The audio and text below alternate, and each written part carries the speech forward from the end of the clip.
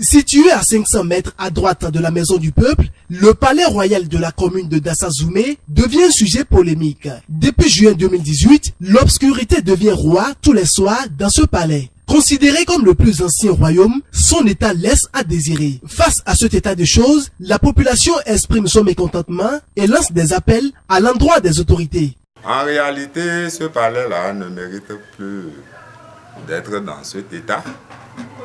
D'autant plus que les gens ont la bonne volonté de réhabiliter notre palais. Mais il me semblerait que toutes les tentatives ont échoué. À commencer par les jeunes qui avaient amené le parti RDL ici, qui en son temps avait fourni 10 tonnes de ciment pour la réhabilitation de ce palais. La dernière tentative, c'est l'œuvre de l'ex-président et le président Boni, qui avait fourni 30 millions de francs pour la réhabilitation du palais. Mais on ne sait réellement comment ce fonds-là a été géré. Et voilà comment dans l'état où se trouve aujourd'hui ce palais. C'est bien triste, d'autant plus que les gens veulent nous aider. Alors, même à laisser l'aide présidentielle ou quoi, les fils de Dassa, les cadres de Dassa, pouvaient encore mieux faire. On parle du palais de Sabalou, de Savert, on ne peut pas comparer le palais de Dassa par rapport à ces palais-là. C'est bien triste.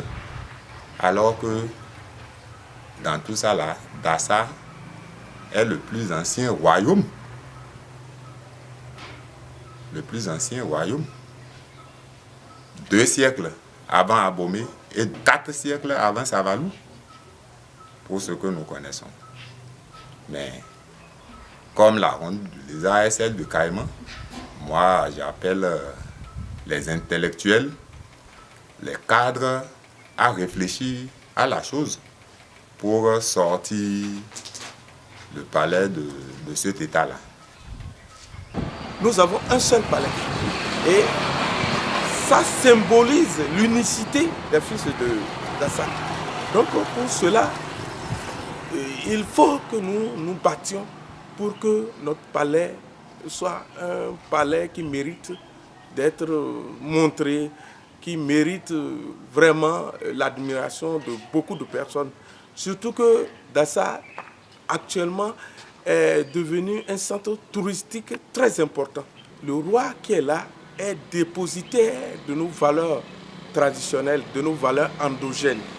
Donc pour cela, il faudrait que nous exprimions notre solidarité, que chaque fils de Dassa puisse se sentir concerné par ça. Quand on observe cet endroit, ce lieu, je veux dire, on ne peut vraiment pas le considérer comme un palais.